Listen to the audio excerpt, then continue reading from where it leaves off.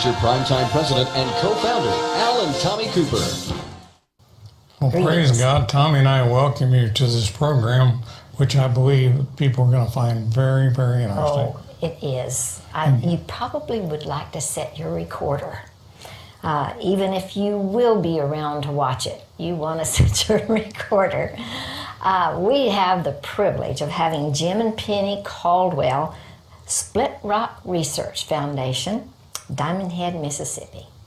And they have the most incredibly fantastic story. And I'm not going to steal any of your thunder, guys, but thank you for sending me your book. I can't wait to hear about it in person. And you have been on an incredible journey for several years. She wouldn't even let me talk to her while she was reading it. So where shall we start? Tell us about yourselves first. Okay.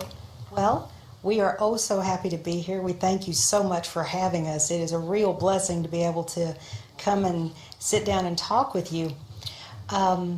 We have come up all the way from deep South Mississippi here to Texas, and but we're bringing a story to you from all the way on the Arabian Peninsula. Yes. Because there are some amazing things that are being uncovered there in our day and time, and we are only so blessed to have been able to be a part of that. Jim and I lived in Saudi Arabia for 12 years. He took a job there in January of 1987. In September of 87, and he announced to us that he would be moving our two children, which were then 3 years old and 5 years old, and myself to Saudi Arabia. And I promptly asked him, with what wife were you planning to go? Because I'm not going to go. She went kicking and screaming. I mean, it was literally clawing the asphalt until we got on the plane. And then she couldn't get the door open to get back out once we were taking off. Right, So we did manage. So he did manage to get me over there. Yeah, we did manage to get her there, yeah. But at any rate, we have so much to be able to share. I'm going to try to just tell you very quickly how we wound up looking for this wonderful mountain on the other side of Saudi Arabia. And that would be a mountain called Jebel al-Lawz, and Jebel Makla in Arabic. And we were I wanted to say happily working over there in Saudi Arabia, but I wasn't really happy about being there at the beginning, to be sure. But after the Gulf War, the children and I were actually sent out, as were most of the families, during the time of the Gulf War. We lived right on the Persian Gulf. The Scud missiles were actually flying over our home to get to Dhahran, Saudi Arabia, and from the first Gulf War. So it was very dangerous for the women and children to be there. To make a long story short, I didn't return to Saudi Arabia until July of 1991. And it was a whole new world after the Gulf War had taken place. And it was very difficult for us in a lot of different ways to readjust to living there. But Jim was working a night shift out at the time was the largest. Why was it hard to readjust?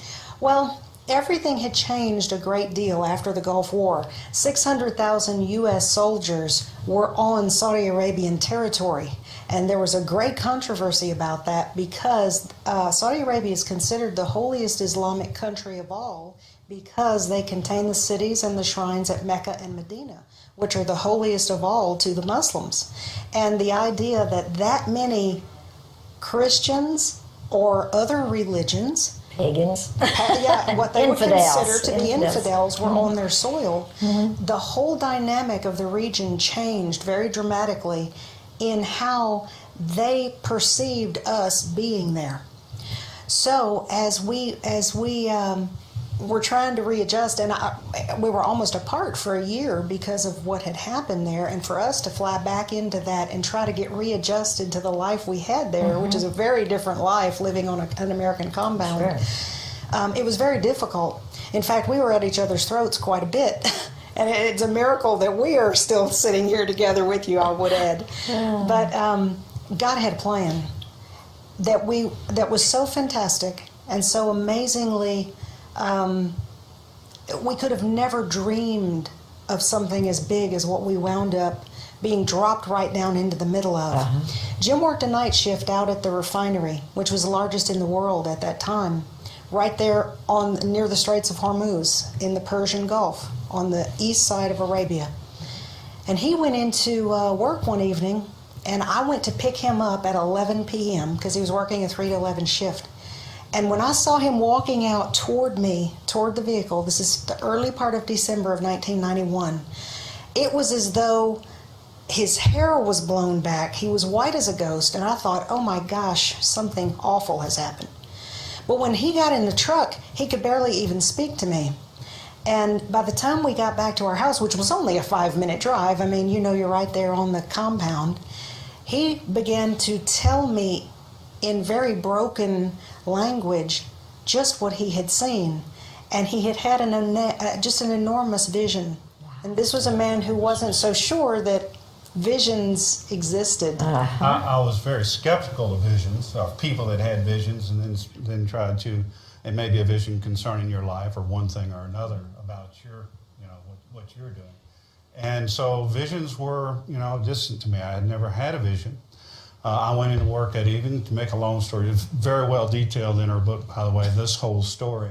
But I had a vision that the Ark of the Covenant was being carried through the desert back to the place that it was built, and that I was to go there, and that we were going to find the Ark in a cave. And then the vision stopped. So when she met me, this is just I'm pouring over this in my mind. To be honest with you, I didn't even know where the Ark of the Covenant was built. That was my lack of knowledge of the Old Testament. And I'm telling her this vision and the other things that went along with it, and I'm saying, we've got to go to Mount Sinai. We've just got to go. And she just said, what are you talking about? I don't understand. What are you talking about? I said, no, this is so real. It's giving me chills now. It was so real to me that we have to go there. And so for the next 3 weeks, this was in December the 4th, as a matter of fact, of 1991. For the next 3 weeks, we planned on driving our vehicle across Saudi Arabia, 24-hour drive, entering into Jordan, crossing the ferry onto the Sinai Peninsula, and going to Mount Sinai, which is where we thought it was, of course. And of course, in the Bible, it talks about the Ark of the Covenant and its construction. And of course, it is at the base of Mount Sinai. So this is what propelled us to make this driving trip across Arabia by ourselves. I broke all of the cardinal rules of traveling in the desert alone. And I just didn't care.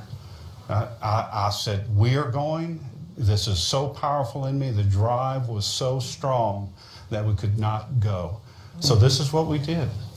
And initially, we did not have a clue that there was a controversy over the location of the real Mount Sinai. I mean, after all, in fact, I'd known people who had gone and made a pilgrimage to the traditional site in the Sinai Peninsula of Egypt, St. Catherine's, Jebel Musa. And so we just plotted our course to go exactly straight there. But in that little interim time, that 3-week period of time, I'll just have to explain this to you. Over there in Arabia, customs dictates everything. When you go in, even if you are a Christian or any other religion other than being a Muslim, they don't allow you to have any kind of jewelry or a Bible or anything like that. Now, there's plenty of them there because people smuggle them in all the time. But it's very, very difficult to maintain any kind of practice of what you believe unless you do it behind closed doors. So everything's underground, right, as far as the church goes. We managed to get hold of a VHS copy of the movie The Ten Commandments that somebody had smuggled in, Charlton Heston, the whole thing.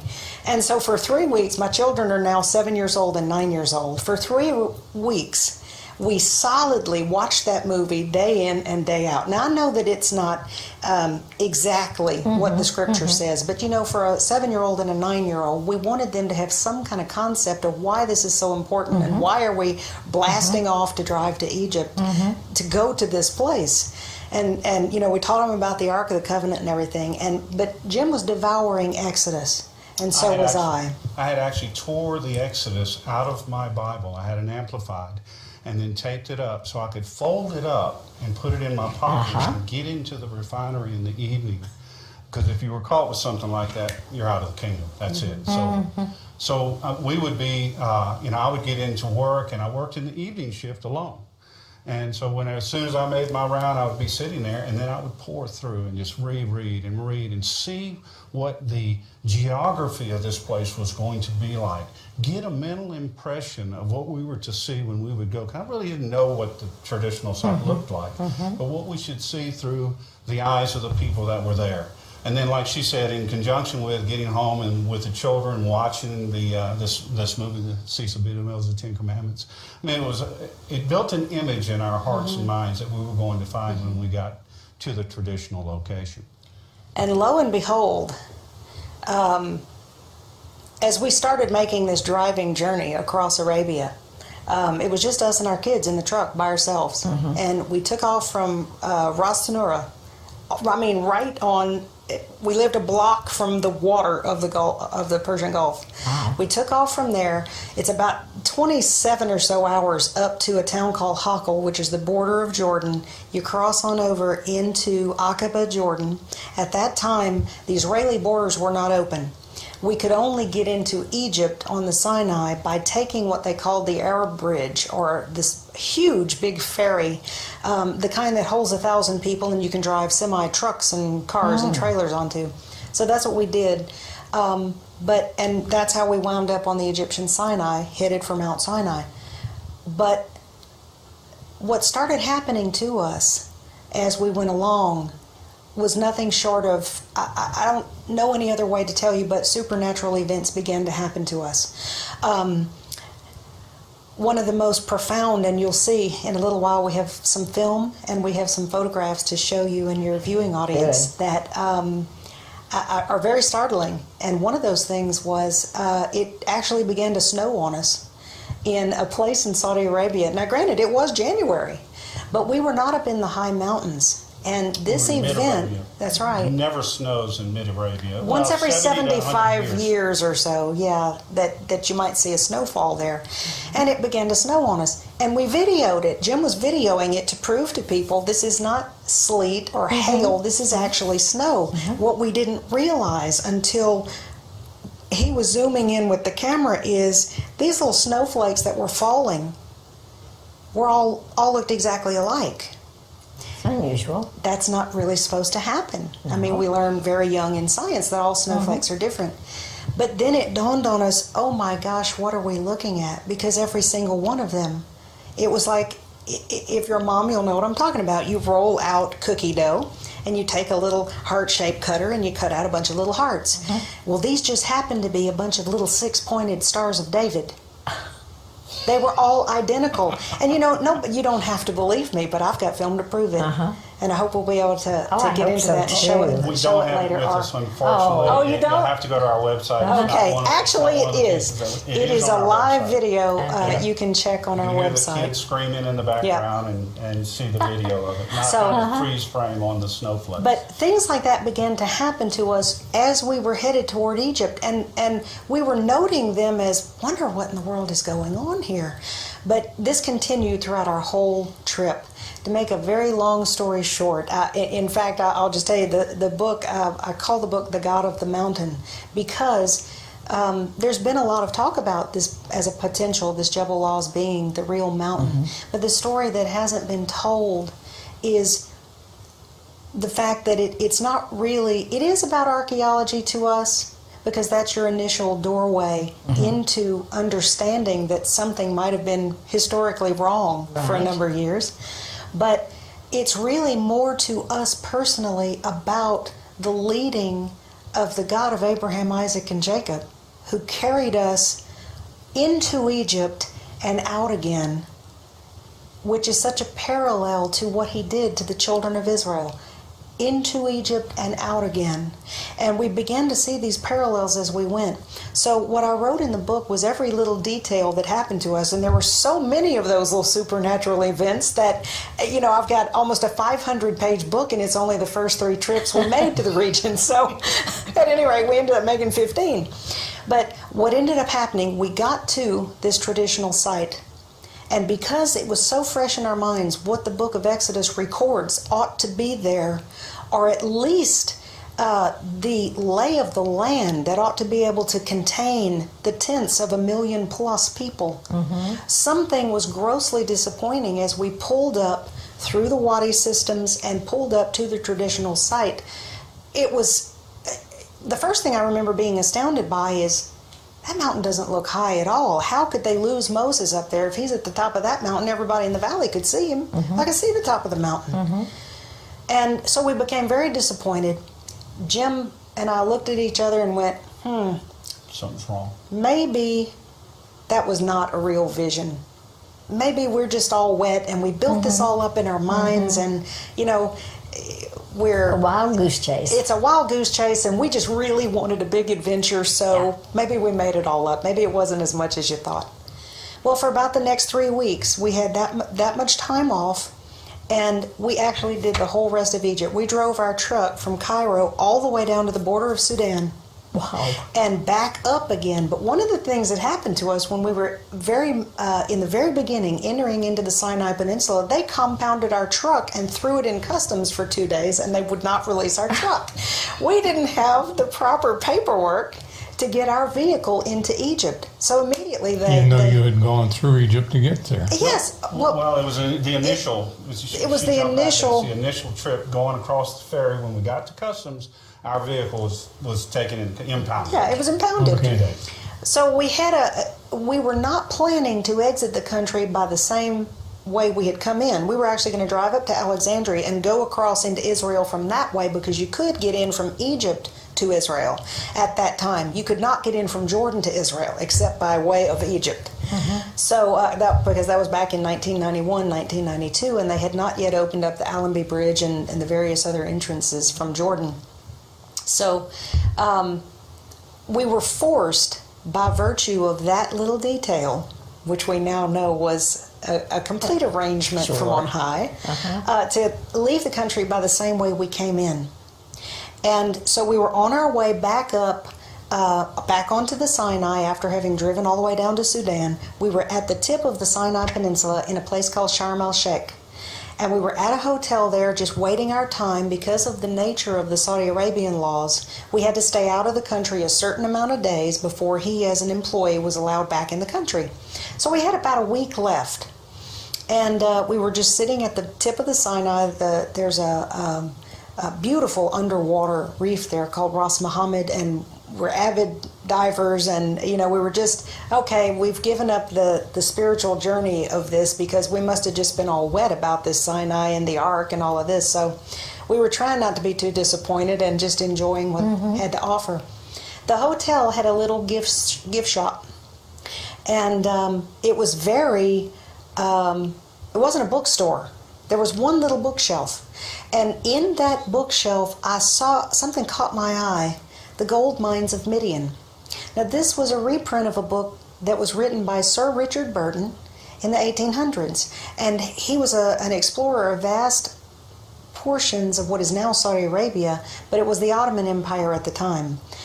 Make a long story short, in the back of this book, written in the 1800s, he had hand-penned a map of northwest Saudi Arabia, and he had the land of Midian on the east side of the Gulf of Aqaba, squarely in northwest Saudi Arabia. And when Jim and I looked at that, we went, oh my goodness, if Midian in the 1800s was known not to be in the Sinai, but to in fact be in northwest Saudi Arabia, we're looking in the wrong place for the mountain. Mountain's got to be in Midian. That was a relief as well as a disappointment, I guess. No, it was overwhelming excitement. I mean, we all of a sudden re-energized the possibility that we may still be onto something, that this could be real. And the very next day we went back in there, a book that wasn't there the previous day appeared, and it was a great big volume. We couldn't have missed it, but it was called The Mountain of God. And it was by Emmanuel Anadi, an archaeologist that was working in the southern Negev on a place called Har Karkum. And in the very first few sections of the book, he points out that the traditional location is in question, big question mark there, And that one of the possibilities was in Arabia, called Jebel al-Laws. That was a clue. And then he had a couple pages later an identikit for what you should find if you found the right mountain. And the traditional site fits none of the criteria. That's right. And he didn't say anything about Jebel al-Laws, but we knew through her connection, the land of Midian. Moses was in Midian. He had the encounter with the burning bush in Midian. Let's go. So for the next few days, we poured through these two books and then formulated our trip back into Arabia. We would cross back over the ferry, and then we would get down into this region and look for the highest mountain that we could find and see what might be there. That's exactly right. And it was, I remember just being wild about, oh, can we leave today? Can we leave today? We've got to get back into Saudi Arabia. We've just got to be able to get back into Saudi Arabia. So that's really the details of that journey and what happened to us day by day is what the book is about. But what we saw when we got there was absolutely mind-boggling. And you know, that term just doesn't fit truly. I don't know how to describe this to you. When we first stood at the base of this mountain that's called Jebel Laws, or specifically Jebel Makla, and again, we'll show you the differences here in the next few minutes. All I can remember is, I have a big sturdy fellow right here, and we stood at the base of that mountain, and his knees buckled out from under him, and the next thing I knew, he was on the ground. And as soon as I saw him on the ground, my knees gave out from under me, and I was on the ground. And it was as though everything that was on the inside of us said, you're home. You're here. Yeah. You have found it. Not because of previous lifetimes or reincarnation or anything Something in your goofy spirit like says, that. But something, there was connected. a witness there. Call it a residual glory. I don't know. I don't know how to explain it. But we knew that we knew that we knew. But the presence of the Holy Spirit was so strong, you couldn't stay on your feet. Yes. And the very next thing that enveloped us and just shook us to the core was, bring this to my people, Israel. Wow. Say it again. Bring this to my people, Israel. Wow. And think of it. If this is the real Mount Sinai, to whom would it be the most important? To Israel. It's not, well, the other one down south that they think is that, some of them, that's important to them. Even though they have all the discrepancies, and I've talked to rabbis about it, and they said, no, you're all wet. It's not down there. But you're exactly right. It's really amazing.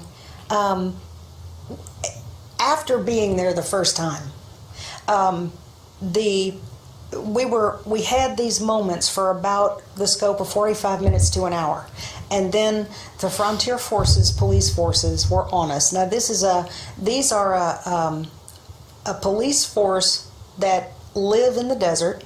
They are of the government of Saudi Arabia, but they are not like dispatched from a headquarters or something. They keep their headquarters in the desert. And it wasn't very long before they knew that there were faces there that were not local. And Was there other people there? we had only the seen local the local nomadic peoples, the Bedouin. They live all in the region, depending on what time of the year is. They're either closer up in the mountains or they're closer to the sea. And those people have always been, very friendly to us. We had traveled extensively throughout Arabia before we ever made this wonderful trip to Egypt that started all of this. But they'd always been very friendly to us and everything. And to have these forces roar up and pull out AK-47s and say, get out, in no uncertain terms. Were you behind a fence or anything? No, not at the moment Not that at they the pulled time up. they came up. We had been escorted into the area by a Bedouin's young boy, a 10-year-old, had opened the gate, taken us into the guard shack, which was vacated at the time, brought us around to where the pillars were, where what we call this covenant site, and that's where both of us fell to our knees. And that was that experience.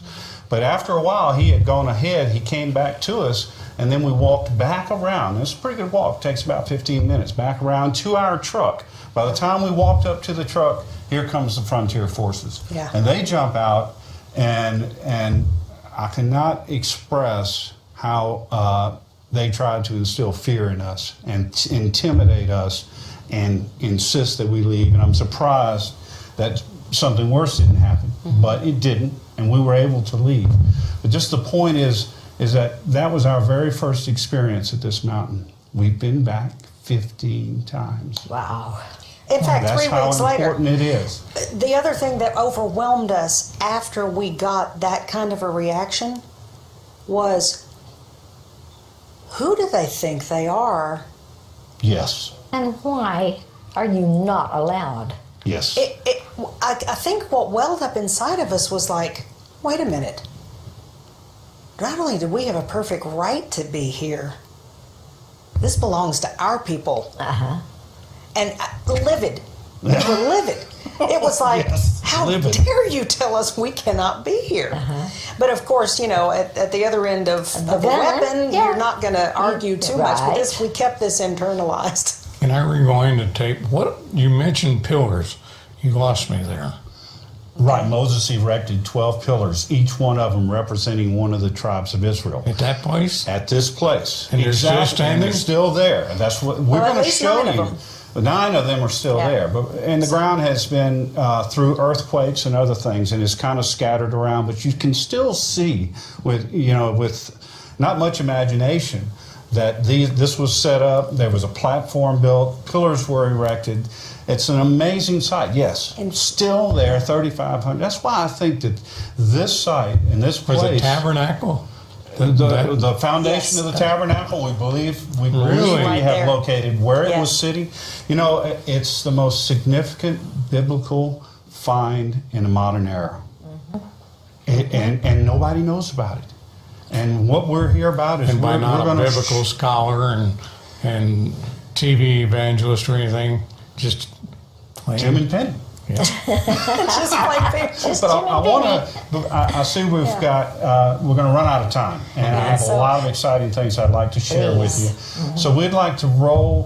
They're 2-minute segments. There's a lot of information. People describe it, and I heard someone else say that it's like being hit with a fire hose of information. There will be a lot of information. Of course, we're not going to be able to get to all of it. But I would like to show the first roll-in, which is Sinai and Horeb, and it's going to give you an overview of the whole place. All right, that's ready to roll. Let's see it. Horeb in northwest Saudi Arabia, we found ourselves gazing in awe toward the south at the majestic beauty of Mount Sinai. Blackened and different from all its surrounding companions, this mountain stands apart at first glance. As we began our climb up the northern flank of this unique mountain, the dividing line between light and dark granite became glaringly obvious. Exodus 24:17 records that the sight of the glory of the Lord was like a devouring fire on top of this mountain. And now, sitting on Sinai's very peak, the color of these rocks can truly be seen. Coming into view now is the granite peak called the Brown Laws by ancient maps. After extensive research, we believe that Horeb and Sinai are 2 distinct mountains, and that is why they're referred to that way in Scripture.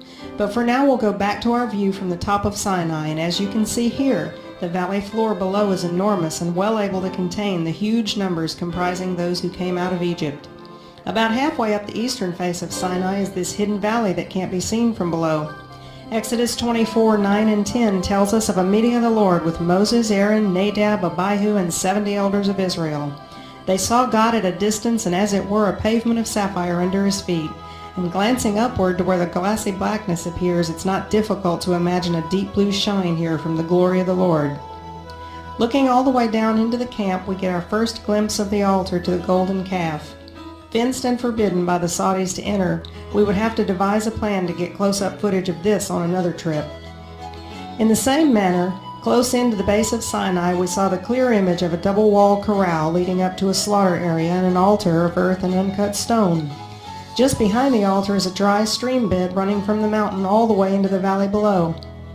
Moses cast the remnants of the golden calf into the brook that came out of the mount, according to Deuteronomy 9:21.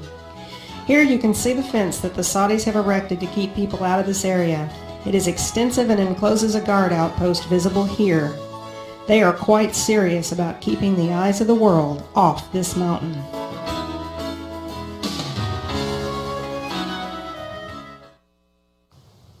Wow.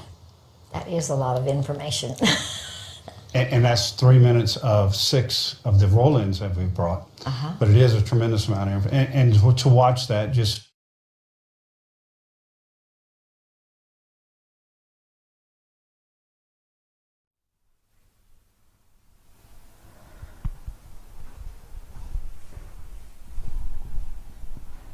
Pues bien, ya hemos visto esta primera parte de esta familia, la familia Caldwell, que nos ha hecho una introducción a cómo fueron los acontecimientos que los llevaron hasta este lugar. Es interesante que estas personas, ya veis, están hablando de los años 90, no sabían nada de que Ron Wyatt ya había demostrado que precisamente este era el monte Sinaí, y donde había la peña de Horeb. Y curiosamente también le suceden una serie de cosas sorprendentes que los hace, quieran o no quieran, a tener que volver a ir a estos lugares en más de una ocasión para poder mostrar unas imágenes que desde luego tienen mejor calidad de las que pudo mostrar Ron Wyatt en esos años anteriores, pero que desde luego no hacen nada más que confirmar la veracidad de la palabra de Dios y la veracidad de lo que encontró Ron Wyatt, por más que a algunos les pese. En fin, seguiremos el próximo día, si Dios quiere, hablando sobre la acacia, relacionada directamente con esta zona que estáis viendo aquí, y no solo eso, con algo que también tenía que ver con el pueblo de Dios, para darnos cuenta que siguen habiendo muchas cosas relacionadas entre la gracia y Jesús. Pero bien, eso será, si Dios quiere, el próximo día. Mientras tanto, recordemos, Dios va dando luz, y hay momentos en que cuando se recibe esa luz, uno no se la puede callar, y tiene que seguirla. Y ahora están llegando estos momentos con más fuerza que nunca, porque el fin es cercano, no lo olvidemos. Hay muchas evidencias que mostrar a este mundo para que la gente pueda reaccionar, y todo aquel que sea sincero se dará cuenta. En fin, que Dios os bendiga y gracias.